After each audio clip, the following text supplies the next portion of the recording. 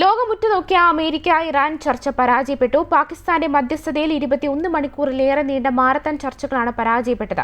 ചർച്ചയുടെ ഫലം നിരാശയായിരുന്നുവെന്ന് US vice president JD Vance വ്യക്തമാക്കി. അതേസമയം ഹോർമൂസ് കടലിടുക്ക് തർക്കം, ആണവ വിഷയങ്ങളിലെ US നിലപാട് എന്നീ കാര്യങ്ങൾ അംഗീകരിക്കാനാകില്ലെന്ന് ഇറാനും നിലപാട് വ്യക്തമാക്കി. ഇതോടെ വിവിധ ഘട്ടങ്ങളിലായി നടന്ന ചർച്ചകൾ ധാരണയാകാതെ പിരിയേണ്ടി വന്നു. ഇനി എന്ത് എന്ന ചോദ്യം മിഡിൽ ഈസ്റ്റിൽ ഉയരുകയാണ്. വിശദാംശങ്ങളുമായി ദുബായിൽ നിന്നും ഞങ്ങളുടെ middle east editorial head Elvis ജുമാർ തയ്യാറാക്കിയ റിപ്പോർട്ടിലേക്ക്. പ്രധാന വിഷയങ്ങളിൽ ഇപ്പോഴും വലിയ അഭിപ്രായ വ്യത്യാസങ്ങൾ നിലനിൽക്കുന്നതാണ് ചർച്ചകൾ അലസിപ്പിരിയാൻ കാരണമായത്.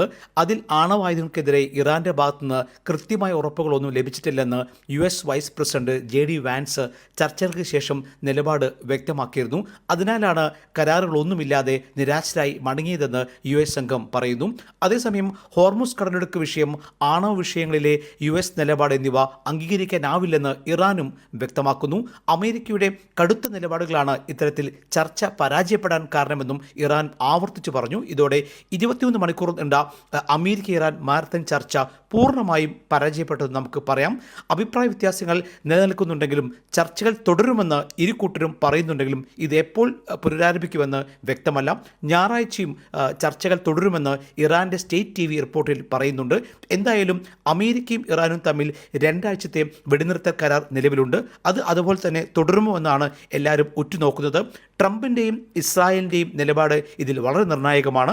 ഇതാണ് ലോകം ആകാംക്ഷയോടെ കാത്തിരിക്കുന്നത്.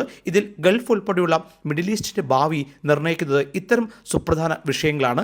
തുടർച്ചയായി 40 ദിവസം ഗൾഫിലേക്ക് ആക്രമണം നടത്തിയ ഇറാനെ ഇനി പഴയതുപോലെ കാണാൻ ഗൾഫ് രാജ്യങ്ങൾക്ക് ആകുമെന്നതും മറ്റൊരു വിഷയമാണ്. ഇതിനിടെ സൗത്ത് ലെബനിലേക്ക് ഞായറാഴ്ചയും ഇസ്രായേൽ ആക്രമണം ഘടിപ്പിച്ചിട്ടുണ്ട്. ഇതിൽ നിരവധി പേർ കൊല്ലപ്പെട്ടിട്ടുണ്ട്. ഇതും ഇറാനെ വീണ്ടും പ്രകോപിപ്പിക്കുന്ന ഘടകമാണ്. ഇറാൻ വീണ്ടും യുദ്ധത്തിലേക്ക് നീങ്ങും എന്ന ചില റിപ്പോർട്ടുകളെല്ലാം പുറത്തു വരുന്നുണ്ട്. ഇതെല്ലാം വരും മണിക്കൂറുകളിൽ അതീവ നിർണായകമാണ്.